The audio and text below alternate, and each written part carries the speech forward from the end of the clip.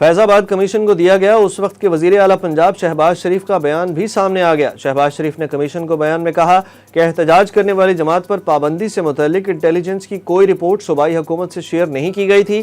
اس وقت فیض آباد دھرنے کا اندازہ نہیں تھا۔ شہباز شریف کے بیان میں کہا گیا کہ جماعت کے رہنماؤں کے ساتھ سیاسی مذاکرات ہو رہے تھے۔ جماعت اور وفاقی حکومت کے درمیان معاہدے میں اتفاق کیا گیا تھا۔ طے ہوا تھا کہ رہنماؤں اور کارکنوں کے خلاف مقدمات قانونی طریقہ کار کے بعد واپس لیے جائیں گے۔ جنرل فیض حمید کے بیان سے پتہ چلتا ہے وہ دھرنے کے سپانسر اور ضامن تھے۔ سارا شو جنرل قمر جاوید باجوہ اور جنرل فیض حمید چلا رہے تھے۔ جنرل فیض حمید سارا کام براہ راست جنرل باجوہ کے کہنے پر کرتے تھے۔ وزیر دفاع خواجہ آصف کا نجی ٹی وی پروگرام میں بڑا بیان۔ خواجہ آصف نے انکشاف کیا کہ قومی سلامتی کمیٹی کی میٹنگ میں جنرل ریٹائرڈ باجوہ سے پوچھا کہ دھرنے والوں میں پیسے کیوں بانٹے گئے۔ جنرل باجوہ نے کہا کہ دھرنے کے شرکا کے پاس کرائے کے پیسے نہیں تھے۔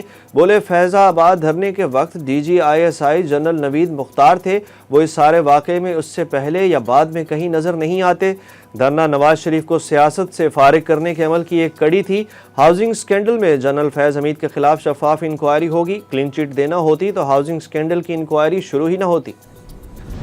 سابق ڈی جی آئی ایس آئی فیض حمید اور 2 افسران نے فیض آباد دھرنے کے دوران ملاقات کر کے مجھ سے استعفیٰ مانگا تھا۔ سابق وفاقی وزیر قانون زاہد حامد کا کمیشن کو دیا گیا بیان۔ سابق وزیر قانون نے بتایا کہ وزیر اعظم شاہد خاقان عباسی کو اس پیشکش کا بتایا تو وہ ماننے کو تیار نہیں ہوئے اور انہوں نے انکار کر دیا۔ نومبر 2017 کو 2 انٹیلیجنس افسر لاہور میں میرے گھر استعفیٰ لینے آئے۔ فیض حمید نے مختصر وقت کے لیے استعفے کی تجویز بھی دی۔ بشرا بی بی کو کھانے میں ٹوائلٹ کلینر ملا کر دیا گیا۔ عمران خان کا عدالت میں بیان۔ اڈیالہ جیل میں احتساب عدالت میں 190 ملین پاؤنڈز ریفرنس کی سماعت کے دوران عمران خان نے جج ناصر جاوید رانا کے روبرو کہا کہ کمرہ عدالت میں اضافی دیواریں کھڑی کر دی گئی ہیں، یہ اوپن کورٹ والا ماحول نہیں لگ رہا۔ عدالت نے استفسار پر عمران خان نے کہا کہ ڈاکٹر عاصم یونس نے بشرا بی بی کے ٹیسٹ شفا انٹرنیشنل سے کرانے کی تجویز دی تھی۔ جیل انتظامیہ پمز ہسپتال سے ٹیسٹ کرانے پر بضد ہے۔ روز بشرا بی بی کے معدے میں جلن ہوتی ہے۔ عمران خان نے کہا کہ میرے نام سے باہر کوئی غلط بیان دیا جاتا ہے تو مجھے اس کی وضاحت کرنی پڑتی ہے، اس لیے صحافیوں سے بات کرتا ہوں۔ عدالت سماعت کے بعد صرف 10 منٹ میڈیا سے بات کرنے کی اجازت دے۔ 190 ملین پاؤنڈز کیس کی سماعت کے دوران عدالت نے عمران خان اور بشرا بی بی کی درخواستیں منظور کر لیں۔ احتساب عدالت کے جج ناصر جاوید رانا نے بشرا بی بی کا انڈوسکوپی ٹیسٹ نجی ہسپتال سے 2 روز میں کرانے کا حکم دیتے ہوئے کہا کہ ٹیسٹ ڈاکٹر عاصم یونس اور سرکاری ڈاکٹر کی زیر نگرانی کرایا جائے۔ عدالت میں نصب اضافی دیواریں بھی ختم کرنے کا حکم۔ عدالت نے جیل انتظامیہ کو ہدایت کرتے ہوئے کہا کہ جب تک دیواریں ہٹائی نہیں جاتی سماعت آگے نہیں بڑھے گی۔ سماعت 23 اپریل تک ملتوی۔ عدالت نے آئندہ سماعت پر 6 گواہان کو طلب کر لیا، جبکہ دوسری جانب اے ٹی سی لاہور نے بانی پی ٹی آئی کی ویڈیو لنک پر حاضری کے لیے انتظامات کرنے کی ہدایت کر دی۔ ایم این ایز جمشید دستی اور محمد اقبال خان کی قومی اسمبلی کی رکنیت معطل۔ اسپیکر قومی اسمبلی ایاز صادق نے غیر پارلیمانی اور غیر اخلاقی زبان استعمال کرنے پر جمشید دستی اور اقبال خان پر ایوان میں داخلے پر پابندی عائد کر دی۔ اپوزیشن نے پابندی ہٹانے بصورت دیگر قادر پٹیل اور رفیع اللہ پر بھی پابندی کا مطالبہ کر دیا۔ اسپیکر نے اپوزیشن ارکان کو معاملے کا جائزہ لینے کے لیے وقت مانگ لیا۔ اسپیکر ایاز صادق نے معاملے کی تفصیلی انکوائری کرانے کی یقین دہانی کرائی۔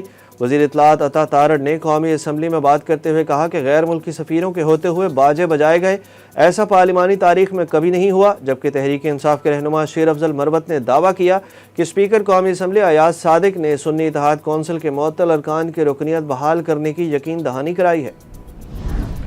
مولانا فضل الرحمان کو احتجاج کرنا ہے تو کے پی کے میں کریں، مولانا تحقیقات کریں، ان کے لوگ غلط بیانی کر رہے ہیں۔ چیئرمین پیپلز پارٹی بلاول بھٹو زرداری کی پریس کانفرنس۔ انہوں نے کہا کہ کل پارلیمنٹ کے مشترکہ اجلاس میں اپوزیشن کے احتجاج سے دنیا کو غلط پیغام گیا۔ بدقسمتی سے اپوزیشن نے اپنی الگ تاریخ رقم کی۔ سیاست آپ کا حق ہے مگر خارجہ پالیسی پر سب کو ایک ہونا چاہیے۔ مشترکہ اجلاس میں موجود سفیر اپنے ممالک کو اپوزیشن کے کردار پر سائفر بھیجیں گے۔ بھارت میں 7 مرحلوں پر مشتمل دنیا کے سب سے بڑے عام انتخابات کے لیے پولنگ کا آج سے آغاز۔ انتہا پسند بھارتی حکومت کی جانب سے اگست 2019 میں آرٹیکل 370 کو ختم کیے جانے کے بعد پہلی بار مقبوضہ جموں و کشمیر میں لوک سبھا کے انتخابات کے لیے پولنگ ہوئی۔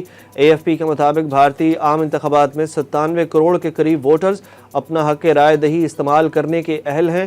بھارتی الیکشن کمیشن کے مطابق 15 لاکھ پولنگ ورکرز کے ساتھ ملک بھر میں 10 لاکھ سے زائد پولنگ سٹیشنز قائم کیے گئے ہیں۔ آج 21 ریاستوں کے 102 حلقوں میں انتخابات ہو رہے ہیں۔ عالمی منڈی میں پیٹرولیم مصنوعات کی قیمتوں میں 4% سے زائد اضافہ، مشرق وسطی کشیدگی کے باعث تیل کی سپلائی میں تعطل آنے کا خدشہ۔ رپورٹ کے مطابق 2.4% کے اضافے کے ساتھ برنٹ خام تیل $2.63 مہنگا ہو گیا، نئی قیمت $89.74 فی بیرل ریکارڈ کی گئی، جبکہ امریکی خام تیل $2.56 مہنگا ہونے کے بعد 84.66 فی بیرل کا ہو گیا۔ پاک نیوزی لینڈ پہلے T20 کے دوران پنڈی اسٹیڈیم میں بارش، بھارت نے چیمپئنز ٹرافی کی میزبانی پر سوال اٹھا دیا۔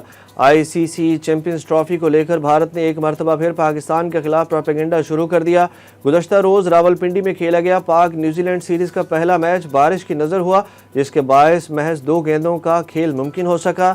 شائقین کرکٹ اسٹیڈیم میں میچ سے لطف اندوز ہونے آئے تھے، مگر سٹینڈ نہ ہونے کی وجہ سے بھیگ گئے، جس پر بھارتی میڈیا نے واویلا مچانا شروع کر دیا۔ پاکستان اور نیوزی لینڈ کے درمیان دوسرا T20 بھی کل راولپنڈی اسٹیڈیم میں ہی ہوگا۔